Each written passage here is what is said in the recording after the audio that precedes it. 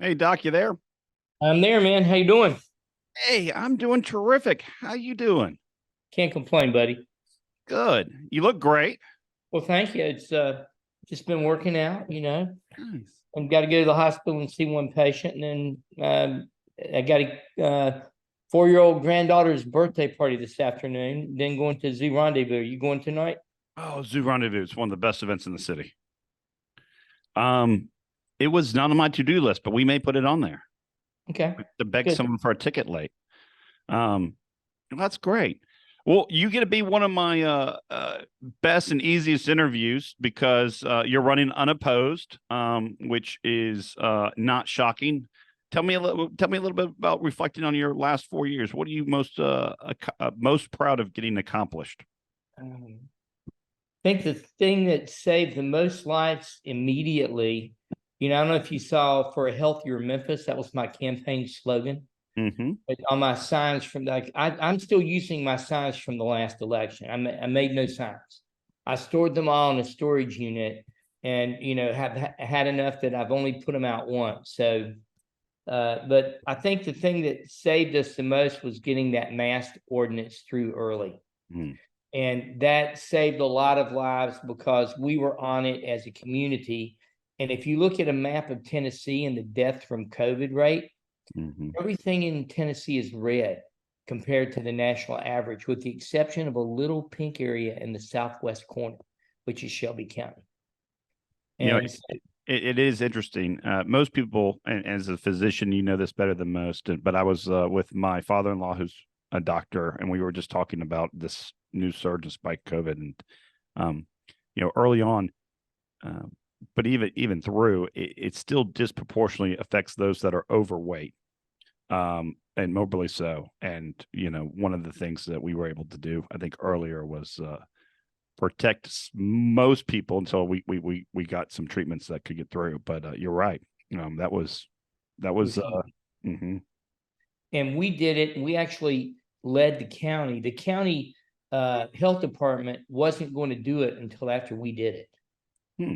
Okay, they were scared of what was going to happen coming from Nashville, so I had to time that to where it was looking bad enough that I figured the governor wouldn't override it, and then that'll let the county health departments go ahead and move forward in the big cities. Now, the state's since taken that ability away from them in a pandemic, which is absolutely insane, to not let these big local departments take care of the public health, but that's okay.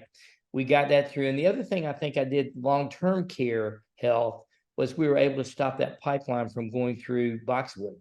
Mm. Um, and that's going to help our community long term. I mean, right now, my church is reading a book called Climate Earth Climate Church or something like that, and it's about what church communities can do with the current climate change situation we've got. And it looks like this is going to have to come mostly from small communities and cities.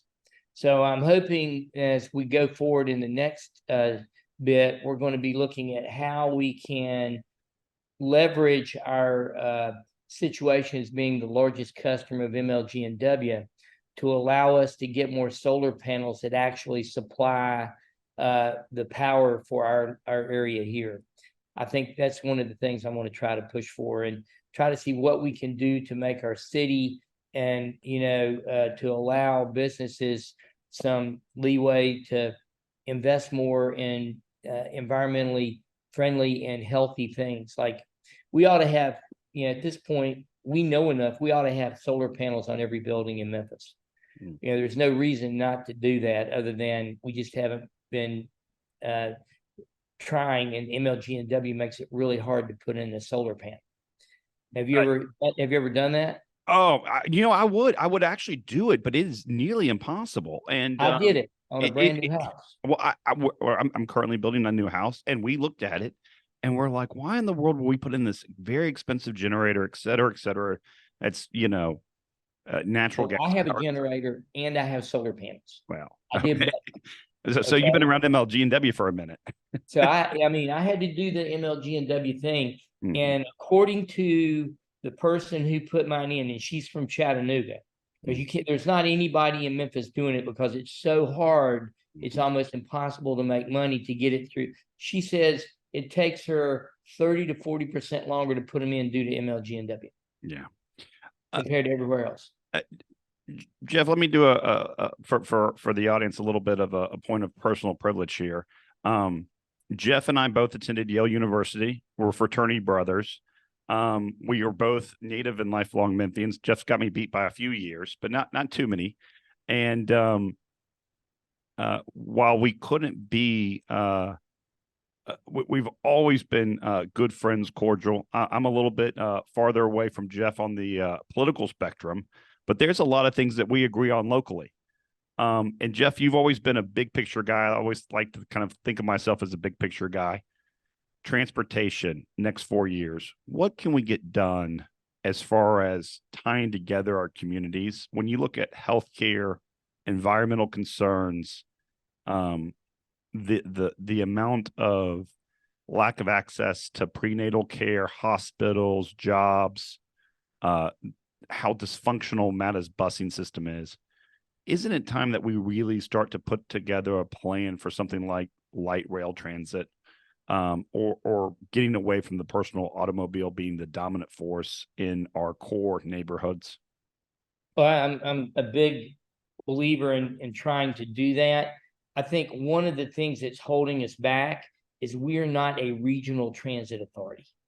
Okay. Yep. The amount of federal funds that would flow to Memphis if we were able to become a regional transit authority, including northern Mississippi, eastern Arkansas, and then out to Blue Oval City. So we have this moment where we can if we've got to get Collierville and Germantown and, the communities out in Fayette County and Hardeman County and Tipton County and across the river and across the state line south of us to join forces and allow us to become a regional transit authority. The minute we do that, the amount of money coming in almost quadruples, and it makes it to where we can do the things you're talking about inside the city. And that's a great point. And just so when people look at the Greater 901 and they see under our scorecard,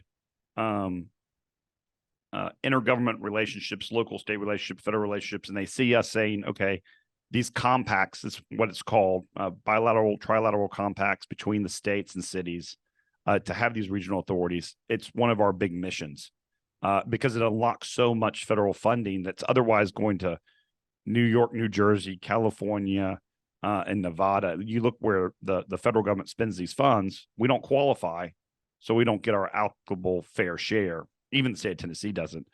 And I mention that because that's not a Republican Democrat issue.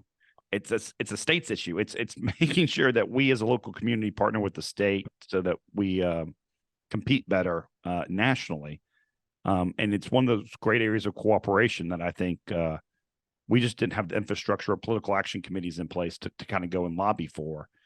But you understand now, as I do, how important it is to get those resources because, Jeff, let's face it, it's tough dividing the pie. Right now, there's a huge mayoral debate going on about how much money should be allocated to police, fire, and other services.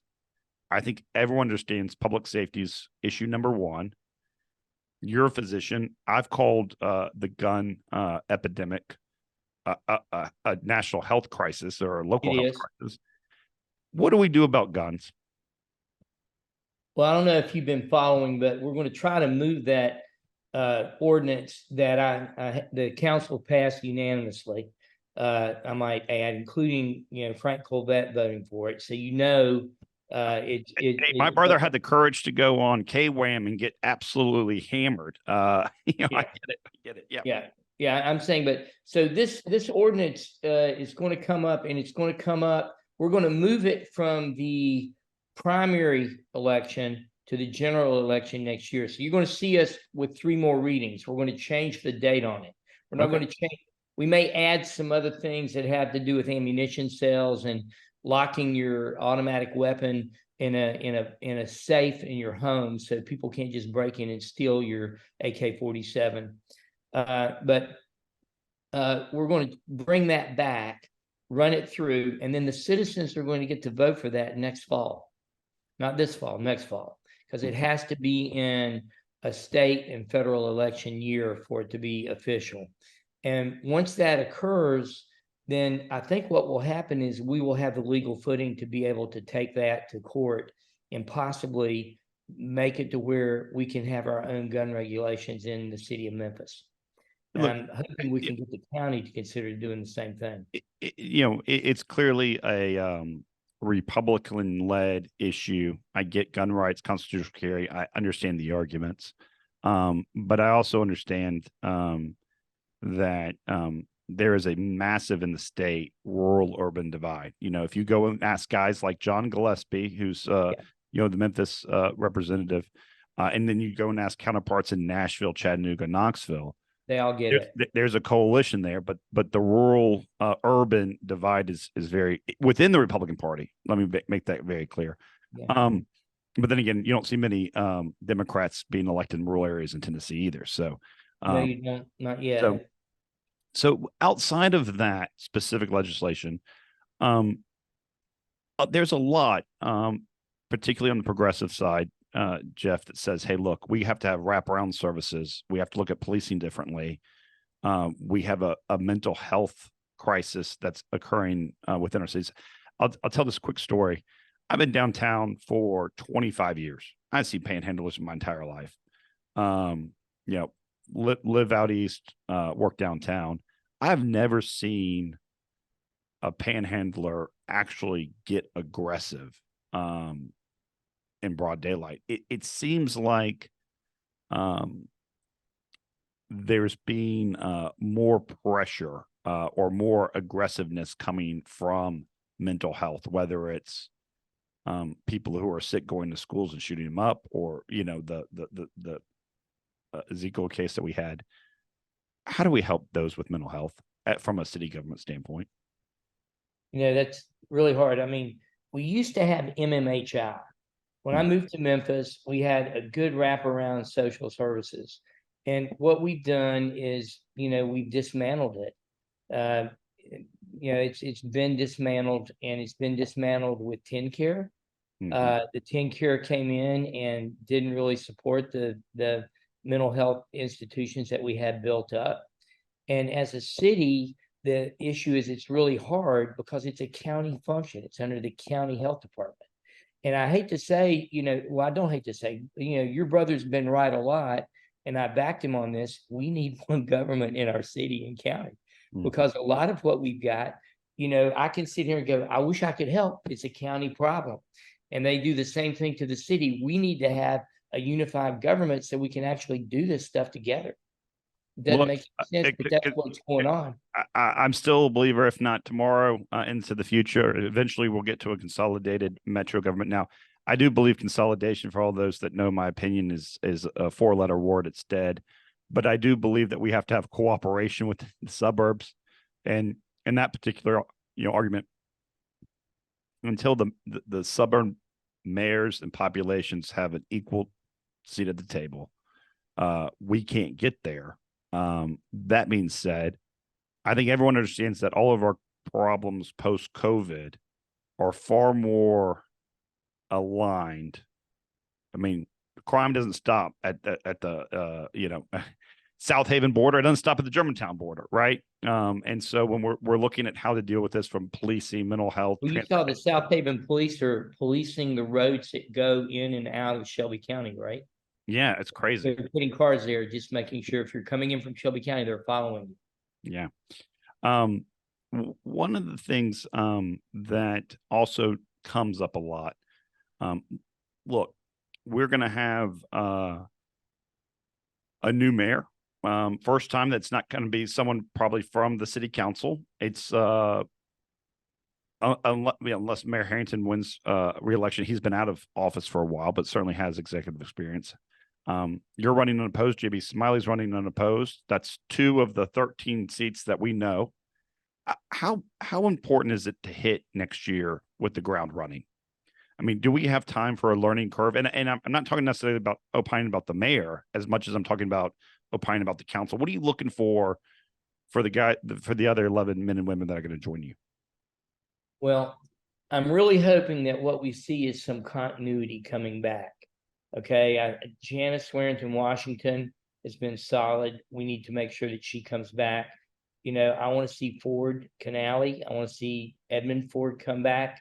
As much as he's a little bit wacky sometimes, he really always thinks things through and votes and looks at the big picture. He votes, correctly, in my opinion, in 90%, 99% of the time. And it would be good to have your brother back. He's his own worst enemy, and I love him to death, but sometimes you can't get him to stop talking. I know that's true. But he really brings a quality that we don't have, someone who understands these large business deals, and he's able to bring that and read this stuff. He can read it and understand what it says and sort of bring it to the council. We don't need everybody to be a developer on the council, but it's nice to have a developer on the council. Yeah, it helps. It really helps. And right there, it's great because that sort of embodies sort of the philosophy of the Greater 901. We're nonpartisan, we're grassroots. We're not taking a position. I mean, here you are on one side of maybe the political spectrum, which I'd put it more on like the Steve Cohen side of the world.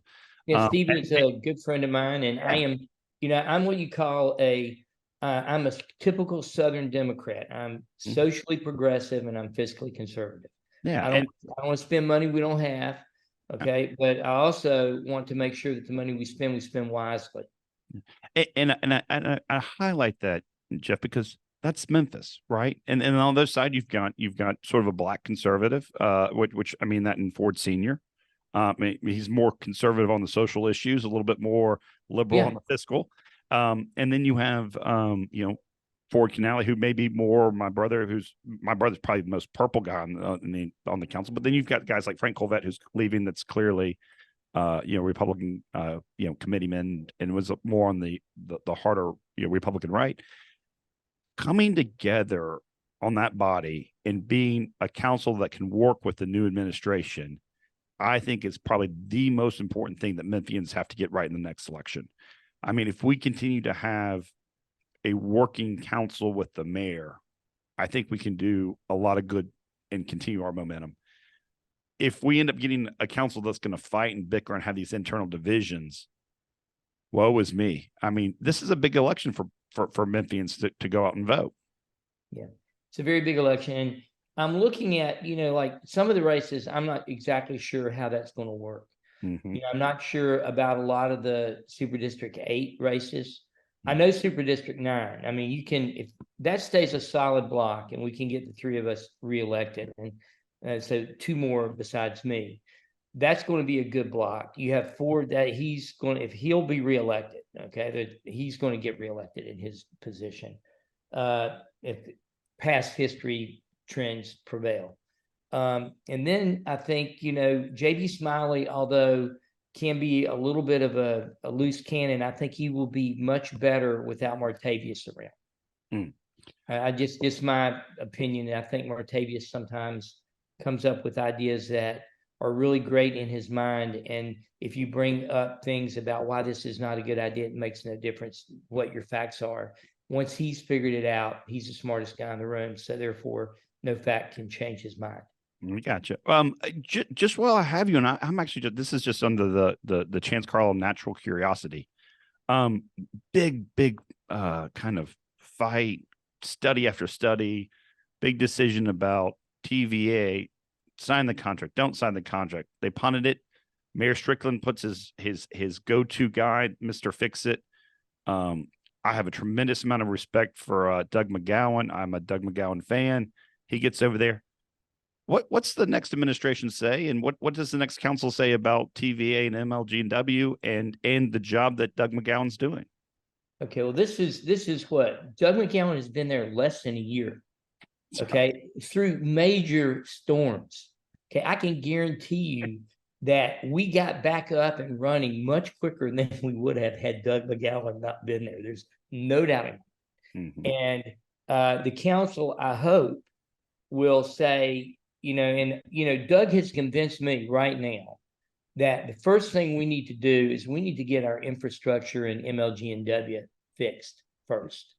Okay, we've got time to determine where we need to go down the line. And I think we've got negotiation ability and power now to where, like, TVA has a one-size-fits-all contract that they try to cram down your throat.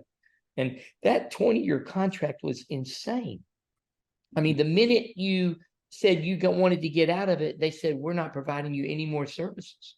For We're not 19 years, fix right? anything that breaks. yeah. It's all you for 19 years. I mean, that's just like permanent servitude to sign that contract. And the only people that signed it were people that had no choice in the middle of our state, that had no alternatives. So do we look at other alternatives? Yes. Do we play those out right now?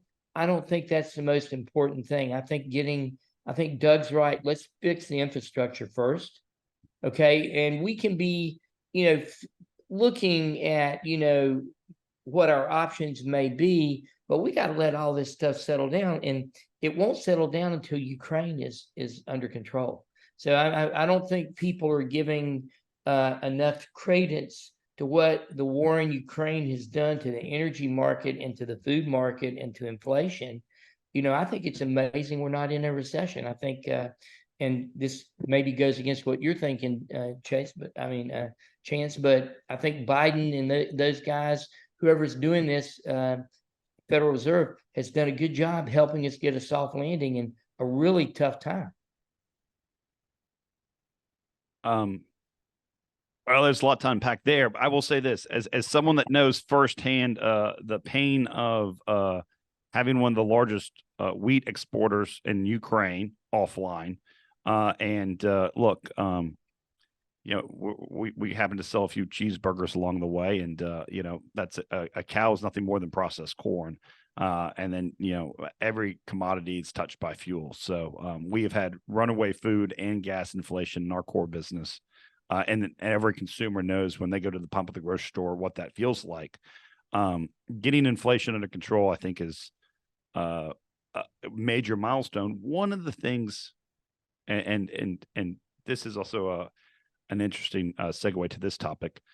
Inflation is by far the most regressive tax.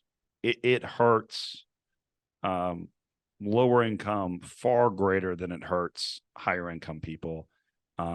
It's why I think the Fed has to tackle it. It is one of the most egregious social ills that we can have. Whether the Biden administration is helping in that, let's put that into a separate category for a separate day. I'm just looking at where inflation is in the rest of the world compared to us. Yeah. Okay? And that, so those numbers are just numbers, and right. You have to say, what are they? And we look pretty good compared to the rest of the planet. Right. And so this goes back to one of the other most regressive, I think, taxes that we have is property taxes.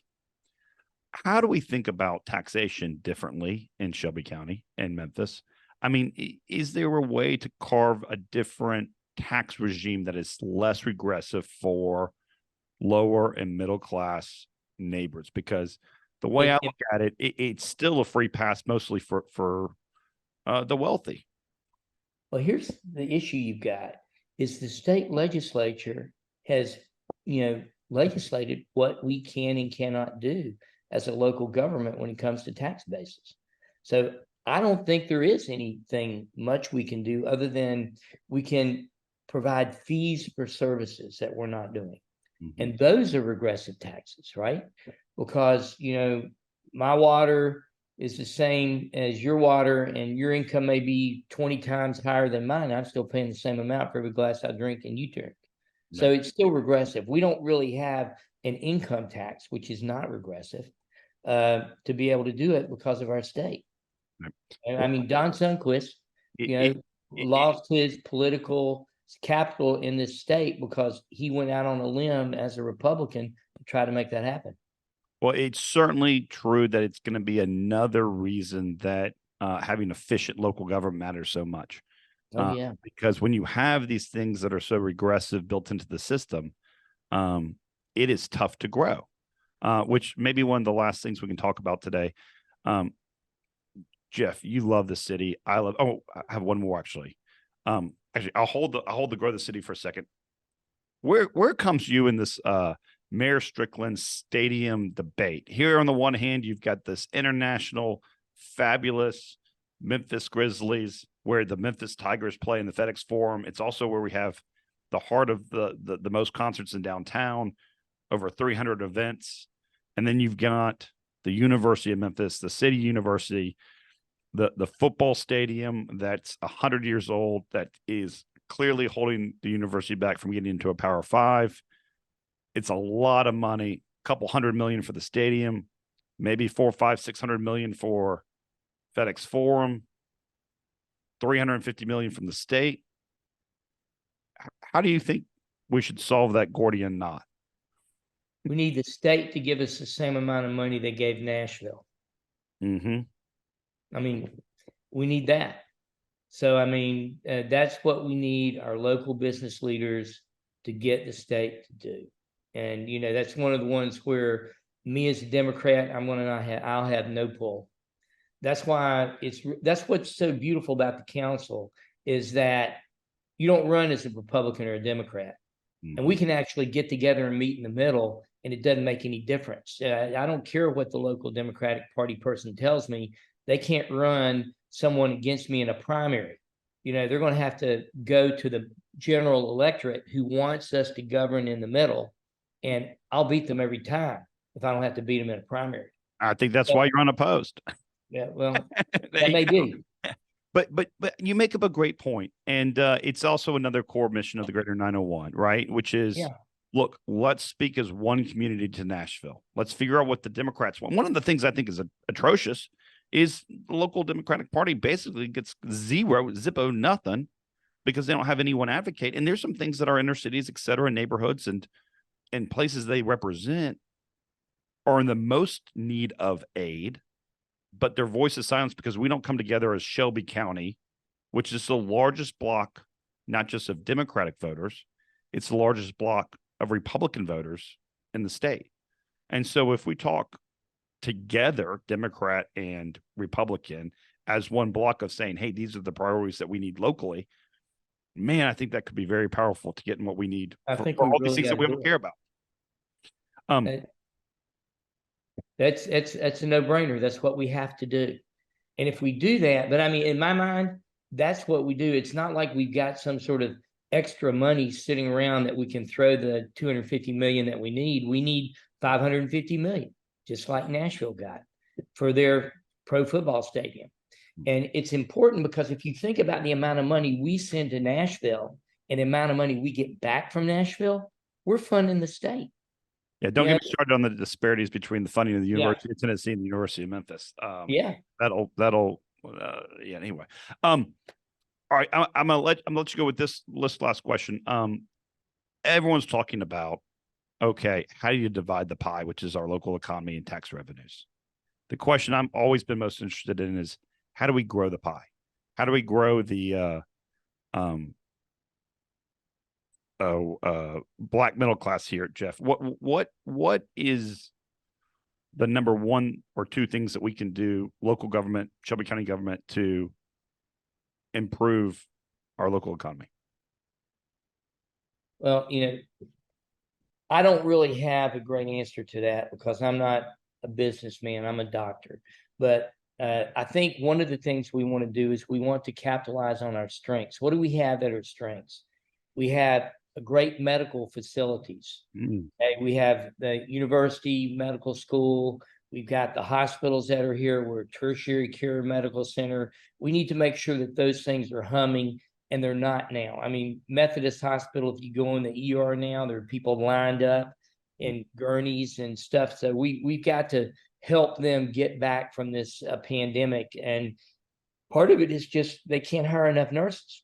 You know, we've got to look at other things that are our strengths, like our educational system. Believe it or not, you know, we've got 3 or 4 great colleges here.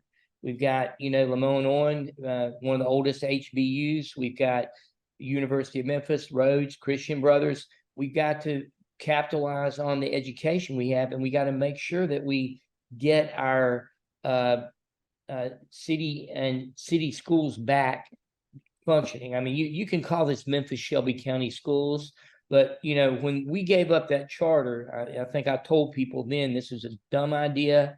You're going to take 10% out of the budget forever. And that's what we've done. And it's caused all sorts of disaster in governance. We've finally had the school board governing by policy and not by each district and what I can get from my district and stuff like that. And when we blew it up, we went right back to that, my district, whatever with Shelby County. And now we've got 7 or 8 school districts in the county as opposed to 2. And we took the most integrated school system in the state, which was Shelby County schools, and made them more, desegregated, more segregated, and we segregated the city schools again, even worse. It was not a good move. So as far as growing, we've got to get our school systems functioning. And a lot of that means we've got to get the right leadership at the top. So the next superintendent is very important. And we also need to look at those school board races a little bit more carefully and make sure that we're getting people on there that are, Broad trainable. I don't know if you're familiar with the Broad Institute that trains school board members and principals and superintendents, but that type of training needs to occur with everyone who gets on that school board so they understand how to do it correctly. That's great advice. All right, Dr. Warren, I always appreciate it. Thank you so much. Appreciate it. I just got one thing I want to correct. Yeah. I am not a lifelong Memphian.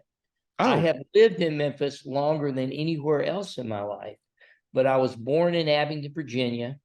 And from the 2nd grade through high school, I grew up in Salisbury, North Carolina. And then I moved to Memphis after I picked my wife up in a bar in Chapel Hill, and I chased her to New York, and we got married. Now she is a lifelong Memphian. I knew she was a lifelong Memphian, but I thought, okay, well, there you go. You learn something new every day. No problem. Hey, thanks for having me. And thanks for what you guys are doing. It really is important that we have bipartisan work to go. And I don't know what to do to help get the Republican Party back to the center in our state. I mean, if it means that every Democrat in the state needs to become a Republican so we can actually have a moderate win a primary, we may need to do that. And that may need to be a state plan, is that every Democrat joins the Republican Party and we run in primaries in these counties. I don't know. Well, these guys are smarter than me. Think about that.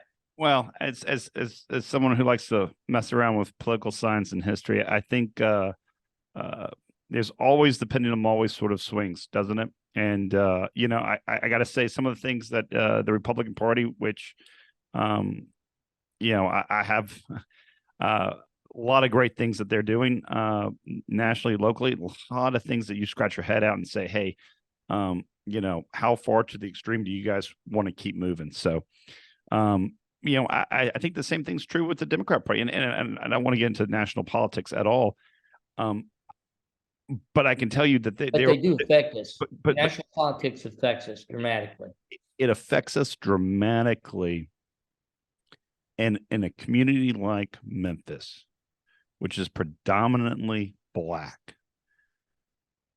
if we apply national lenses to our local community, we will never solve our problems. The only way this community solves its problems is if we all lock arms together. And that means compromise, and that means listening to each other.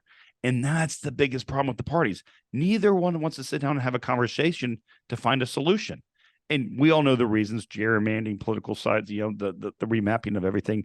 We've basically taken the entire, center out.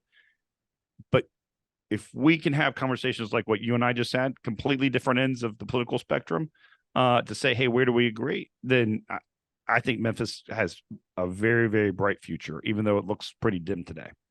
Yeah, your kids and my kids have an advantage, okay, because they're going to grow up at Thanksgiving and Oakley is going to be at the table, and you're all going to have political discussions, and they're going to see that left-wing Oakley and you fighting about things politically, and they're going to go, gosh, this politics is pretty cool. And they're going to realize that neither one is bad because they love dad and granddad. So dad and granddad can disagree on this, then it must be something interesting, and it doesn't make the other person evil. Yeah. And that's the problem that I think we've got in our country right now. We only got a minute or two left. I'll say this really quickly, and I'm going to fib on my wife, and we'll see what she ends up doing in 18 months. She was a moderate and became far more on the right, mostly on social issues. My wife is a permanent, absolute, staunch pro-life person. Far more than even I must say I am. And then all of a sudden this gun issue came up. And she's like, look, if I have to vote for a Democrat, by God, I will do it. But these guns are killing our kids today. And if a woman wants to make that decision about her baby, that's so what. But I'm tired of these guns killing our babies. And I mean, she's fired up about it. And that fire is only getting stronger. So there is a real issue with women and the gun issue. So watch out. I think it'll be a serious 2024 issue. All right, Jeff. Right. Thank you guys. And thanks for having me today. Keep up the good work. All right. Have a good one. Take care. Bye-bye now.